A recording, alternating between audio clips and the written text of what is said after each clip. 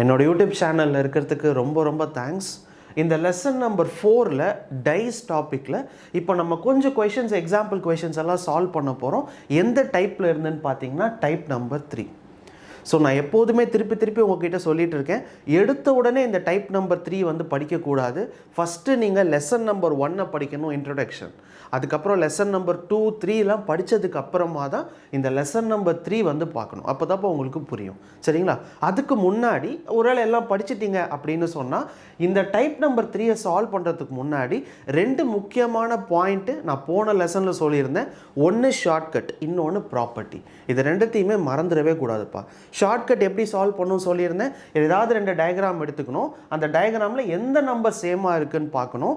அந்த நம்பரில் இருந்து சீரீஸை 2 சீரீஸாக எழுதணும், கிளாக் வைஸ் டைரக்ஷனில் எழுதணும். அப்புறமா எதுக்கு எது ஆப்போசிட்டுன்னு பார்க்கணும். அதுதான் ஷார்ட்கட். நான் போன லெசனில் உங்களுக்கு சொல்லி கொடுத்துருக்கேன். ரெண்டாவது என்னன்னு பார்த்தீங்கன்னா, ஒருவேளை அவங்க கொடுத்துருக்கிற இந்த டயக்ராமில் 2 நம்பர் சேமாக இருந்துச்சுன்னு சொன்னால் என்ன சொல்லி கொடுத்தேன், அப்போது ரிமைனிங் இருக்கிற 2 நம்பர் ஆப்போசிட்டில் இருக்கும் அப்படின்றதும் நான் சொல்லி கொடுத்துருந்தேன். கரெக்டாக? இதுதான்ப்பா 2 ஷார்ட்கட்டு. ஒன்று ஷார்ட்கட்டு, ஒன்று ப்ராப்பர்ட்டி. இது ரெண்டுத்தையுமே நீங்கள் எப்போதுமே இந்த டைஸ் டாபிக் போடும்போது மறந்துடவே கூடாது. ஓகேவா? ஸோ அது 2 உங்களுக்கு தெரியும்னா இப்போ நம்ம டைப் நம்பர் 3லேருந்து எக்ஸாம்பிள் கொஷின் பார்க்கலாம். So what number is opposite to 6? அவங்க என்ன கேட்குறாங்கன்னா, 6க்கு ஆப்போசிட்டில் என்ன நம்பர் இருக்கும் அப்படின்னு கேட்குறாங்க. ஸோ இங்கே எத்தனை டயக்ராம் இருக்குது? 3 டயக்ராம் இருக்குது. ஸோ இந்த 3 டயக்ராம் வச்சு நம்ம 6க்கு ஆப்போசிட்டில் என்ன நம்பர் இருக்குதுன்னு கண்டுபிடிக்கணும்ப்பா. ஸோ எப்போதுமே நான் மறுபடியும் சொல்கிறது தான், சில பேர் என்ன பண்ணுவாங்கன்னு பார்த்தீங்கன்னா, 3 டயக்ராமா அப்படின்னா கொஸ்டின் கஷ்டம். 4 டயக்ராம் 5 டயக்ராம் கூட உங்கள் எக்ஸாமில் கொடுத்துருப்பாங்க. பார்த்த உடனே என்ன பண்ணுவாங்க, 5 டயக்ராமா, அச்சுச்சோ இந்த கொஷின் கஷ்டமாக இருக்கும் போல் அப்படின்னு நினச்சிப்பாங்க. கிடையாதுப்பா. டயக்ராம் அதிகமாக கொடுக்க உங்களோட ஆன்சர் ரொம்ப ஈஸியாக கண்டுபிடிச்சிடலாம். ஏன்னா போன லெசனில் 2ஆக இருக்கலாம், 3ஆக இருக்கலாம், அப்படி நிறையா இருக்கலாம்னு சொல்லியிருப்போம். ஏன்னா நமக்கு கரெக்டான ஆன்சர் தெரியாது. ஆனால் இங்கே பார்த்தீங்கன்னா 4 டயக்ராம் இல்லை 5 டயக்ராம் கொடுத்துருந்தாங்கன்னா ஆன்சர் ஈஸிப்பா. அப்படி டயக்ராம் அதிகமாக போக நம்ம கண்டுபிடிக்க போகிற ஆன்சர் ஈஸியாக கிடைக்கும். அதை மட்டும் ஞாபகம் வச்சுக்கோங்க, சரியா? இப்போது இந்த 3 டயக்ராமில் இருந்து 6க்கு ஆப்போசிட்டில் என்ன நம்பர் இருக்குதுன்னு கண்டுபிடிக்கணும். இப்போ பாருங்களேன், ஃபஸ்ட்டு டயக்ராமில் இங்கே 6 இருக்குது. செகண்ட் டயக்ராமில் 541 தான் இருக்குது, 6ன்ற நம்பரே கிடையாது. அப்போது நான் செகண்ட் டயக்ராமை எடுத்துக்க மாட்டேன் எப்போதுமே ஃபஸ்ட்டு. ஏன்னா 6ன்ற நம்பரே இல்லை. நமக்கு தேவை 6க்கு ஆப்போசிட்டில் என்ன இருக்குதுன்னு கண்டுபிடிக்கணும். ஸோ அப்போ எனக்கு இந்த டயக்ராம் தேவையில்லை. இந்த டயக்ராமில் 6 இருக்குப்பா. அப்போ நான் என்ன பண்ண போகிறேன்னா, ஏ டயக்ராமையும் சி டயக்ராமும் வச்சு 6க்கு ஆப்போசிட்டில் என்ன இருக்குதுன்னு கண்டுபிடிக்க போகிறேன். ஷார்ட்கட் தான் யூஸ் பண்ணணுமா அப்படின்னு கிடையாது. பார்த்த உடனே கண்டுபிடிக்கலாம். இங்கே பாருங்களேன், 6க்கு அட்ஜசன்ட் பக்கத்தில் என்ன நம்பர் இருக்குது? 4 இருக்குது. ஸோ 6க்கு பக்கத்தில் 4 இருக்குது, 6க்கு பக்கத்தில் 3 இருக்குது.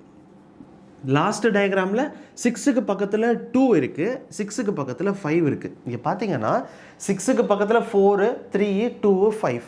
ஆனால் அவங்க கேட்குறது 6க்கு ஆப்போசிட்டில் என்ன நம்பர் இருக்குதுன்னு கேட்குறாங்க. ஒரே ஒரு நம்பர் தான் மிச்சம் இருக்குது. அப்போ 6க்கு ஆப்போசிட்டில் கண்டிப்பாக என்ன தான் இருக்கும்? 1 தான் இருக்கும். ஸோ இப்போ ஆன்சர் என்னன்னு பார்த்தீங்கன்னா 1. பார்த்தோன்னே சொல்லிடலாம்ப்பா, ஷார்ட்கட்டெல்லாம் யூஸ் பண்ணாமல். கரெக்டு தானே? ஏன்னா 6க்கு பக்கத்தில் 4 இருக்குன்னா ஆப்போசிட்டில் இருக்க முடியாது.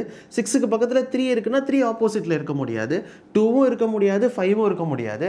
மொத்தமே 6 நம்பர் தான் அந்த க்யூப்பில். அப்போ என்ன தான் இருக்க முடியும்? 1 தான் இருக்க முடியும். அப்போ 6க்கு ஆப்போசிட்டில் 1.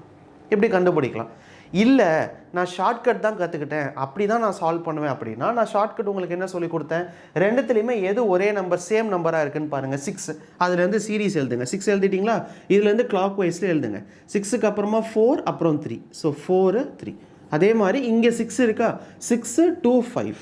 ஸோ 6, 2, 5 எழுதுனதுக்கப்புறம் என்ன பார்த்தோம்? இதுக்கு 3க்கு ஆப்போசிட்டில் 5 இருக்குதுன்னு அர்த்தம், 4க்கு ஆப்போசிட்டில் 2 இருக்குதுன்னு அர்த்தம். அப்போ 6க்கு ஆப்போசிட்டில் 6ஏ இருக்காது. போன லெசனில் சொல்லி கொடுத்தேன். 6க்கு ஆப்போசிட்டில் பாக்கி என்ன நம்பர் இருக்குது? 1. அப்போது 6க்கு ஆப்போசிட்டில் 1 தான் இருக்குதுன்னு அர்த்தம். அவ்வளோதான். ஷார்ட்கட்லையும் நீங்கள் போடலாம் 6க்கு ஆப்போசிட்டில் 1. ஸோ ஃபைனல் ஆன்சர் என்ன சொல்லலாம்னா 6க்கு ஆப்போசிட்டில் இருக்கிற நம்பர் 1ன்னு சொல்லலாம். சில பேர் கேட்பாங்க, ஏன் நீங்கள் 2வது டயக்ராம் எடுத்துக்கல? நான் 2வது டயக்ராம் வச்சு ஆன்சர் கண்டுபிடிக்க முடியுமா அப்படின்னு கேட்பாங்க. கண்டுபிடிக்கலாம்ப்பா, எப்போதுமே சரி. ஈஸியாக கண்டுபிடிக்கிறதுக்கான மெத்தட் இது. இல்லை நான் எனக்கு இது இப்படி நான் கண்டுபிடிக்க மாட்டேன், நான் பி எடுத்துகிட்டு வேறு ஏதாவது கண்டுபிடிக்கலாமா, கண்டுபிடிப்பேன் அப்படின்னு சொன்னீங்கன்னா நீங்கள் என்ன பண்ணலாம், பியும் ஏவும் எடுத்து ஆன்சர் கண்டுபிடிக்கலாம்ப்பா. இல்லை பியும் சியும் எடுத்து கூட ஆன்சர் கண்டுபிடிக்கலாம். இங்கே பாருங்களேன், நான் பியும் சியும் எடுத்துக்கிறேன்.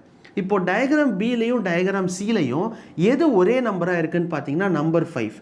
இங்கேயும் நம்பர் 5 இருக்குது, இங்கேயும் நம்பர் 5 இருக்குது. அப்போ என்ன பண்ணலாம், நம்பர் 5லேருந்து சீரீஸ் எழுதுங்க. So 5 1 4, so 5 1 4, so 5 6 2, 5 6 2. இப்போ பாருங்கள், 4க்கு ஆப்போசிட்டில் என்ன இருக்குது 2, 1க்கு ஆப்போசிட்டில் என்ன இருக்குது 6. அவங்க என்ன கேட்டிருக்காங்க, விச் இஸ் ஆப்போசிட் டு 6. 6க்கு ஆப்போசிட்டில் 1. ஃபஸ்ட்டு ஏவும் சியும் எடுக்கும்போது 6க்கு ஆப்போசிட்டில் 1 தான், பியும் சி எடுக்கும்போது 6க்கு ஆப்போசிட்டில் 1 தான். எந்த டயக்ராம் எடுத்தாலுமே ஆன்சர் வரும்ப்பா. ஓகேவா? ஸோ அதனால் சில டைம் ஒருவேளை வரலை, பியும் சி எடுக்கும்போது ஆன்சர் வரலைன்னா அப்படியே விட்டுறக்கூடாது. நம்ம அப்படியே தப்பு, நன் ஆஃப் தீஸ் அப்படின்னு போட்டுறக்கூடாது. இன்னும் 2 டயக்ராம் எடுத்து பார்க்கணும். ஏவும் சியும் எடுத்து பார்க்கணும், இல்லை ஏவும் பியும் எடுத்து பார்க்கணும். அப்படி எடுத்து பார்க்கும்போது கண்டிப்பாக ஆன்சர் வரும். அதான் சொன்னேன், நிறையா டயக்ராம் கொடுக்க நம்ம கண்டுபிடிக்கிற ஆன்சர் ரொம்ப ஈஸி. இங்கே பாருங்கள், நார்மலாகவே கண்டுபிடிச்சிட்டோம் பாருங்கள். ஓகேவா? ஸோ இன்னொரு எக்ஸாம்பிள் கொஷின் பார்க்கலாம், உங்களுக்கு இன்னும் புரிஞ்சிரும்ப்பா ஈஸியாக. ஸோ எக்ஸாம்பிள் 2பா. இதில் என்ன கேட்குறாங்க, what number is opposite to 1. So 1க்கு ஆப்போசிட்டில் என்ன நம்பர் இருக்குது, அதே மாதிரி 5க்கு ஆப்போசிட்டில் என்ன நம்பர் இருக்குது, 3க்கு ஆப்போசிட்டில் என்ன நம்பர் இருக்குதுன்னு கேட்குறாங்க. ஸோ ஃபஸ்ட்டு என்ன பண்ணலாம்னா 1க்கு ஆப்போசிட்டில் என்ன நம்பர் இருக்குதுன்னு கண்டுபிடிக்கலாம். ஸோ 4 டயக்ராம் கொடுத்துருக்காங்கப்பா. இப்போ தான் சொன்னேன், டயக்ராம் அதிகமாக கொடுக்க கண்டுபிடிக்கிற வேண்டிய ஆன்சர் ரொம்ப ஈஸியாக கிடைக்கும். ஸோ 1க்கு ஆப்போசிட்டில் என்னன்னு கேட்குறாங்க, எந்த டயக்ராமில் 1 இருக்குதுன்னு பாருங்கள். ஸோ ஃபஸ்ட்டு டயக்ராமில் 1 இருக்குது, செகண்ட் டயக்ராமில் 1 இல்லை, தேர்ட் டயக்ராமில் 1 இல்லை, ஃபோர்த்து டயக்ராமில் 1 இருக்குது. அப்போ நான் என்ன பண்ணலான்னா, இந்த ஃபஸ்ட்டு டயக்ராமும் ஃபோர்த்து டயக்ராம் வச்சு ஆன்சர் கண்டுபிடிக்க முடியுதான்னு பார்க்குறேன். இங்கே பாருங்களேன், ஃபஸ்ட் டயக்ராம் எடுத்துக்கலாம் 1. ஸோ 1க்கு பக்கத்தில் என்ன இருக்குது 6 இருக்குது, அதே மாதிரி 1க்கு பக்கத்தில் 2 இருக்குது. லாஸ்ட்டு டயக்ராமில் பாருங்கள், 1க்கு பக்கத்தில் 3 இருக்குது, 1க்கு பக்கத்தில் 5 இருக்குது. ஸோ 1க்கு பக்கத்தில் 3, 1க்கு பக்கத்தில் 5. இப்போ பார்த்தீங்கன்னா 1 பக்கத்தில் 6 இருக்குது, 2 இருக்குது, 3 இருக்குது, 5 இருக்குது. அப்போ என்ன நம்பர் தான் இல்லை, 4 தான் இல்லை. அப்போ கண்டிப்பாக அது எங்கே தான் இருக்கும், 1க்கு ஆப்போசிட்டில் தான் இருக்கும். ஏன்னா இதுக்கு எல்லாமே பக்கத்தில் இருக்கிற நம்பர்னா, அப்போ ஆப்போசிட்டில் இருக்கிற நம்பர் பாக்கி இருக்கிற நம்பர் 4ஆக தான் இருக்க முடியும். ஸோ அப்படின்னா என்ன அர்த்தம், 1க்கு ஆப்போசிட்டில் என்ன நம்பர் இருக்குதுன்னு பார்த்தீங்கன்னா 4. கண்டுபிடிச்சாச்சாப்பா ஈஸியாக. ஸோ அது யோசிக்கணும். ஒருவேளை எப்போதுமே அப்படி வரும்னு சொல்ல முடியாது. ஒருவேளை ஃபஸ்ட்டு டயக்ராமும் ஃபோர்த்து டயக்ராம் எடுக்கும்போது ஆன்சர் எனக்கு வரலை அப்படின்னா, இந்த ஃபஸ்ட்டு டயக்ராமும் வேறு ஏதாவது டயக்ராம் எடுக்க முடியுதான்னு பார்த்து தான் நீங்கள் எடுக்கணும். அது யோசிச்சு தான்ப்பா வரும். ஓகேவா? வந்துருச்சுன்னா விட்டுருங்க, வரலன்னா வேறு டயக்ராம் எடுத்து பாருங்கள். ஓகேவா? Second, what number is opposite to 5. So 5க்கு ஆப்போசிட்டில் என்ன நம்பர் இருக்குதுன்னு கேட்குறாங்க. ஸோ ஃபஸ்ட்டு டயக்ராமில் 5 இல்லை, செகண்ட் டயக்ராமில் 5 இருக்குது, தேர்ட் டயக்ராமில் 5 இல்லை, ஃபோர்த் டயக்ராமில் 5 இருக்குது. இங்கே பார்த்தீங்கன்னா ஃபஸ்ட்டு டயக்ராமில் 5 இருக்குது, செகண்ட் டயக்ராமில் 5 இருக்குது, இங்கே 3 இருக்குது, இங்கேயும் 5 இருக்குது, இங்கே 3 இருக்குது. அப்படின்னா என்னப்பா அர்த்தம், நான் சொல்லி கொடுத்துருந்தேன்ல, 2 நம்பர் சேமாக இருக்குன்னா அதுக்கு பேர் ப்ராப்பர்ட்டி. அந்த ப்ராப்பர்ட்டியை வச்சு 5க்கு ஆப்போசிட்டில் என்ன நம்பர் இருக்குதுன்னு கண்டுபிடிக்க முடியாது. அதனால இந்த செகண்ட் டயக்ராமும் ஃபோர்த் டயக்ராம் வச்சு என்னால் 5க்கு ஆப்போசிட்டில் என்ன இருக்குதுன்னு கண்டுபிடிக்க முடியாது. ஆனால் செகண்ட் டயக்ராமும் தேர்ட் டயக்ராமும் பாருங்களேன், 4 3 5 இருக்கா, 4 3 6 அப்படின்னா என்ன அர்த்தம், இங்கே பாருங்கள் 4ம் 3ம் பக்கத்தில் இருக்குது. ரெண்டாவது டயக்ராமில் 4ம் 3ம் பக்கத்தில் இருக்குது. போன லெசனில் ப்ராப்பர்ட்டி என்ன சொல்லி கொடுத்துருந்தேன், 2 நம்பர் ஃபேஸஸ், 2 நம்பர் இந்த ஃபேஸஸ் சேமாக இருக்குன்னா 2 டயக்ராம்லையும், அப்போ மிச்சம் இருக்கிற நம்பர் ஆப்போசிட்டில் இருக்குன்னு அர்த்தம். அப்போ 5க்கு ஆப்போசிட்டில் என்ன இருக்குது 6. அப்போ ஆன்சர் என்ன சொல்லலாம், 5க்கு ஆப்போசிட்டில் 6 இருக்குன்னு சொல்லலாம். புரியுதாப்பா? எப்படி கண்டுபிடிச்சேன், ப்ராப்பர்ட்டி யூஸ் பண்ணி கண்டுபிடிச்சேன். அந்த ப்ராப்பர்ட்டி நான் போன லெசனில் தெளிவாக சொல்லி கொடுத்துருந்தேன். 2 நம்பர் 2 ஃபேஸ் நம்பர் சேமாக இருக்குது 2 டயக்ராமில் அப்படின்னா, பேலன்ஸ் இருக்குல்ல அந்த நம்பர் ரெண்டுமே ஆப்போசிட்டில் இருக்கும்னு அர்த்தம். ஸோ 5க்கு ஆப்போசிட்டில் என்ன இருக்குன்னு கேட்குறாங்க, 5க்கு ஆப்போசிட்டில் 6. ஓகேவா? So last, which number is opposite to 3. So 3க்கு ஆப்போசிட்டில் என்ன நம்பர்னு கேட்குறாங்கப்பா. இங்கே பாருங்களேன், இங்கே 3 இருக்குது, இங்கே 3 இருக்குது. ஸோ இந்த 2 டயக்ராம் எடுத்துகிட்டு அந்த கிளாக் வைஸில் சொல்லி கொடுத்தா நான் அதை எழுதுகிறேன். 3 4 6, அதே மாதிரி 3 1 5 3 1 5. அவ்வளோதான்ப்பா, எழுதியாச்சா? புரியுது என்ன பண்ணியிருக்கேன், ஏன்னா 3க்கு ஆப்போசிட்டில் என்ன நம்பர்னு கேட்குறாங்க. ஸோ நான் இந்த 2 டயக்ராம் எடுத்துட்டேன். ஏன்னா இங்கேயும் 3 இருக்குது, இங்கேயும் 3 இருக்குது. ஆனால் இது 2 எடுக்கலை. ஏன் எடுக்கலை அப்படின்னா, 2 நம்பர் சேமாக இருக்குப்பா. 2 நம்பர் சேமாக இருந்துச்சுன்னா அந்த நம்பரோட ஆப்போசிட் கண்டுபிடிக்கிறது கஷ்டம், அதனால தான் எடுக்கலை. ஓகேவா?